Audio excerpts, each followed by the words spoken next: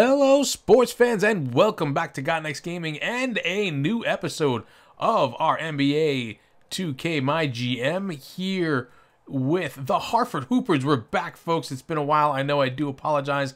Things have kind of gotten a little away from me here as we've been doing some stuff, and I apologize for not bringing this one much sooner. It's just been a tough go of things as I've been trying to work some stuff out and try some new games here and there. We are coming into a new season, and we're trying to make some moves here. We're looking to move Alan Crabb, a shooting guard, who's a 74 overall, for a center.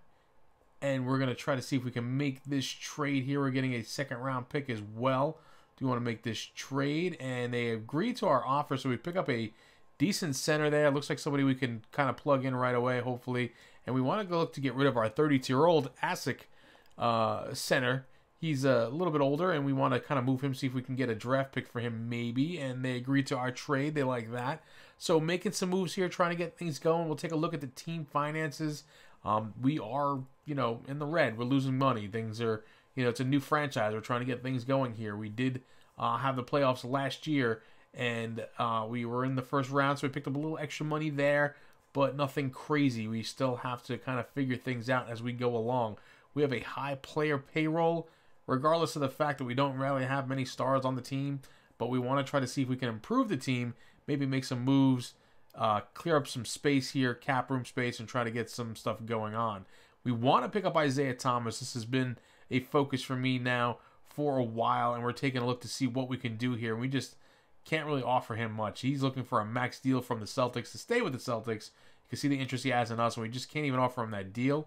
We're going to go in and try to redo the offer now that we moved off some cap space after trading away Alan Crabb. We're able to see if we can kind of go in here and make him a max deal as much as we possibly can. We're not going to be able to compete with the Celtics in their max deal. They're allowed to offer him more money because he is with that team currently. So, yeah. We have to go in here. We're going to throw in a no-trade clause. Hopefully that kind of intrigues him to come over to our side and consider it. We don't know. It does raise his morale by +3, so he kind of likes what we see, but he accepts the offer with the Celtics, and we're going to miss out on Isaiah Thomas here.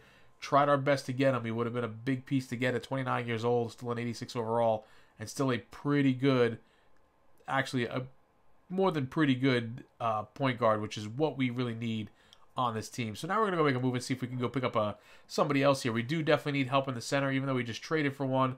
The center position definitely needs some help. We're looking at DeMarcus Cousins here. He is younger. He likes the offer that we're making to him so far, and he does accept it. He likes it. 88 overall. He's 27 years old. This should be a big acquisition for us here. Free agency, going in and spending the money to try to make this team better. Hopefully it works out for us, and we're thinking he can contribute right away, as he sits at the top of the roster now as our best player. And we take a look at that roster. Cousins, Millsap, Ingram. We have Redick, who played pretty well for us, even though he's on the older side. Now we have Ezeli there, our center. So looking pretty good there as far as the starting lineup goes. And we have some good pieces behind it with Beverly, Turner, and Rivers all in there as well. So Beverly is a starting point guard for us. We definitely still need to work on that point guard position, and we're going to try to see what we can do with that. Anyway, we have to talk to the owner here, Kendrick Price. Hopefully we can buy him out at some point in this game. That's what we're looking to do. He wants us to keep fan interest above 60, which is easy enough to do. And then he wants us to sell out at least 23 home games, or else, well, I won't be happy. And we'll say we'll try to accomplish it. It'll be tough, but we'll give it our best shot. And he told me, he says a little birdie told him it was possible, so figure it out. And that's kind of what it is. You know what? You got to deal with the owner. He's the boss. We got to make him happy. We'll try to do the best we can to see if we could sell out here. We did have a winning record last season. We have pretty much the same team intact with a new piece added to it. So let's jump in here and see what we can do, folks. Let's see what we get out of these new Hartford Hoopers here going into their third season now to see how it's going to pan out for us. And we're going to see now. We're going to go to a game, and they're going to play here. And, of course, we're going to get the press right away, and they gotta bug you with this crap. You want to trade DeMarcus Cousins? No, we just signed the dude for like 4 years. Of course not. I mean, he's completely untouchable at this point. Not someone I would ever consider trading. He's everything to our team and our fans. I mean, I just signed the guy. He likes it because morale goes up, his loyalty goes up, and we're going to see what we get. And we lose game number 1 of the season, and that just was not a good game at all for us. Let's go take a look at the stats of this game. I will plug in stats here once in a while to see what's going on, and I kind of expected a little bit more here. Reddick sits at the top of the list for points scored for the team, leading the offense along the way. And now we lose a second game to the Timberwolves, and so 0-2 to start things off, and we lose our starting. Well, we lose the center that we traded for to be like kind of a backup center at this point with DeMarcus Cousins in there, and it doesn't work out for us. But we lose 4 games before we win our first one, and we beat the Atlanta Hawks here. And Cousins finally has a breakout game for us: 39 points, 17 rebounds. It's kind of what we wanted to see out of him. And we get another win, back-to-back wins here. So now we're on a roll. We beat the 0-5 Nets, which I hope we can possibly do. And Rivers is at the top of the offensive list here, with Millsap and Cousins kind of coming in there on the defense with the rebounds. Something a little curious here. We're going to kind of take a look at that again going forward. A couple different people sitting at the top offensively. It looks like we have no consistency. So we get a loss here, and we didn't score very well. And again, it's Ingram not scoring. We have Ramon Sessions in there, who's got 14 points, and Millsap. And DeMarcus Cousins doesn't even show up for the game. He's got 18 minutes. I don't know if he got hurt or what, or if he just, I don't know. But we're going to take a look at some stuff here. And we're going to see that our starting point guard is now Ramon Sessions, which makes absolutely no sense to me. I figured that Beverly would be a better option, but he's a hot player, and Doc Rivers wants to put him in. So let him do what he wants. I mean, we went and got Doc Rivers. Here he is now talking about going against Kyrie Irving and stuff like that to see if we want to change the game plan. But, you know what, we're like, I don't think it needs to be changed. I think we can take them without it. Let's see what we can do. Can we beat the Cavs? And we do, 100-94. And we show up this time, and we get some pretty good numbers out of the team. There's Alan Crabb, who we traded off. He got 19 points for him against us, his old team. And, it looks like he's working out pretty well for them. And Cousins comes across with 36 points and 16 rebounds. And Millsap 17-13. And Ingram sitting down there a little bit, 11 points. I want more points out of him. I want more scoring out of Ingram. He was our young rookie that we picked up. We drafted him. He's our first draft pick ever. And we wanted to see more out of him. But here we are. We're losing more games again. It's 3 more losses. And things are just kind of looking a little rough here. And right away, 5-11 start, and they're ready to chop my head off and get me fired. And they want me out already. And we're like, no comment. And the owner likes that. He's sticking by us. So we're happy with that. We want to try to go and trade for Isaiah Thomas. But nope, not happening. We have to wait till at least December 1st or something like that. After they sign a player, I think they have like 90 days before they can trade the player away or something like that. I'm not sure. But we're going to try to make another move here because we definitely need to make something go on here. So here's an illegal trade because we have a cap situation going on with the Celtics. So we may have to offer him a player as well as the picks that we're offering, and a different player, maybe somebody with a little bit of a higher cap hit, to pick up Chris Dunn, who is an 82 point guard and would be a nice fit for the team if we can get him. It's still an illegal trade. The Hoopers are over the salary cap, and I can't make that move happen. I'm trying to just pick up Chris Dunn for the pick. So we'll have to try to figure something out going forward down the road a little bit if we can get something else going on. And here's the press again telling us about another petition to have us fired because we just keep dropping games and not doing well. We pick up a win there, but we are 6-18, and things are coming a little bit rough here, folks. And I'm trying to figure out, I was going through things painstakingly, trying to figure out what's going on with this team. We take a look at this loss here to the Nets, who we beat. I think it's 114-68. We had absolutely no answer for them whatsoever, and they just kind of blew us apart there. And I didn't even think we did that terrible, but looking here, field goals is 31% unacceptable. Three-pointers, 24% unacceptable. Free throws, 44% unacceptable. But it's our defense mostly that kind of bothers me here. Give up 114 points, we only score 68. There's a chemistry issue here going on, and I'm not exactly sure what it is at this point. I went through a lot of the stats of a lot of these games, taking a look at stuff. I adjusted some training and things like that to try to get things going. Didn't show a lot of that here, but we look at our record from last year, 47-35. But right now we're 6-19, and we lost. We've won 1 in our last 10, and we are trying to make things work here. We're in a rebuilding mode, I guess, is what you're gonna have to look at it as. I didn't think it would be a rebuild after having like a Millsap on the team and then picking up a DeMarcus Cousins. But here's Patrick Beverly. He's all upset because we said we'd offer him an extension and we did not. And his morale drops and the rest of the team drops and everybody's kind of tanking here as things kind of seem like they're on the the downslope. So we know we're going to try to move Beverly because now he's complaining, and it's a bad attitude on the team, and we don't want that for sure. We'll try to see if we can move him here for Patrick Mills, kind of a 74 for 74. We're giving up a bunch here because of the cap hit, and we have to give up a pick for it as well. But they like it, and we take it, and we're going to have to see what we can do. And DeMarcus Cousins is not happy now, and he's too many top dogs on the team, and now he's getting all my touches. Trade him or me, your call. I mean, now we got all this dissension going on in the team, and I don't know what happened. I don't know where things went bad. Team chemistry is down to a 65. He doesn't like what I have to say to him, and the whole world knows by now that DeMarcus Cousins demanded a trade. Who's to blame for this mess? And I'm just like, they don't give you much of a choice. Who do you blame here? And it's like, really, you gotta blame the coaches, because it's their job to keep them in check and keep them happy and kind of work the whole team out and get that chemistry going. You lose the locker, and you lose the whole team, basically, is what it comes down to. So we have another losing streak going on here. His 3 games.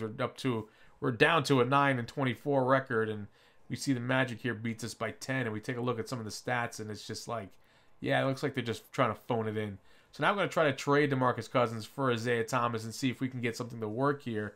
But the Celtics GM, Jacob Park, he loves their current roster, and he thinks we have a championship contender. He doesn't want to mess with what we have unless the deal's too good to pass up. This offer isn't that. So it's like, what can we do here to make it sweeter for him? Can we add a pick? Let's add a second-round pick and see what he thinks of that. Maybe that'll work out for us. I'm not really sure. We're going to have to figure this out and see. So we go make the offer, and they says the same thing. He loves their current roster. So what do we do now? Do we offer him a first-round pick? I mean, at this point, I'm kind of in a spot where I'm like, yeah, we'll give up one of our first-round picks, and we'll just call it a top 10 protected and see what happens with that. And we're going to go make the move and see. And he still loves their roster, doesn't want to mess with it. He's not interested in the trade. And I looked at their center, and DeMarcus Cousins would be an upgrade over the center that they do have. So we're going to try to make a move here to see if we can't pick up, move DeMarcus Cousins. We're going to try to get Kevin Love, who's a power forward, and a little bit of a mistake trade, but we're already able to get him and a first-round pick. And they're going to say that Marcus Cousins was a bad move, and we're going to say no. The team is poised for success now that we've removed the bad apple, and that's exactly what it comes down to. The players like it, the staff likes it. I mean, it was a move we had to make. We signed him for a big contract, and it just didn't work out. The chemistry just was not there.